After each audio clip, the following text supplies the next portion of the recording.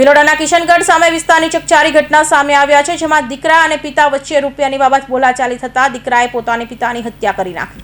ભિલોડાના કિશનગઢમાં પુત્રએ પિતા પાસે પૈસા માંગતા ત્યારે પિતાએ પૈસા આપવાની ના પાડતા પુત્રએ બોલાચાલી કરી તીક્ષ્ણ હથિયારથી પિતાના માથાના ભાગે ભાર મારી ગંભીર ઇજાઓ કરી હત્યા કરાતા પુત્રએ પિતાએ પહેરેલા કપડાં તથા આજુબાજુમાં પહેરેલા લોહી કોઈની નજરમાં આવે નહીં તે ઈરાદે સફાઈ કરી પુરાવાનો નાશ કરતા ફરિયાદ મૃતક પિતાની દીકરાએ ભિલોડા પોલીસ સ્ટેશનમાં નોંધાવી હતી।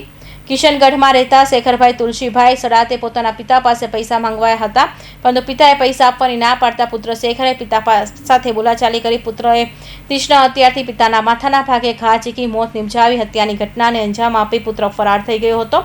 પિતાના માથાના ભાગે માર મારી ગંભીર ઇજાઓ કરી મોત નિપજાવી પુત્રએ પિતાએ પહેરેલા કપડાં તથા આજુબાજુમાં પડેલા લોહીની કોઈની નજરમાં આવે નહીં તે ઈરાદે સફાઈ કરી પુરાવાનો નાશ કરી જાહેરનામાનો ભંગ કર્યો હતો।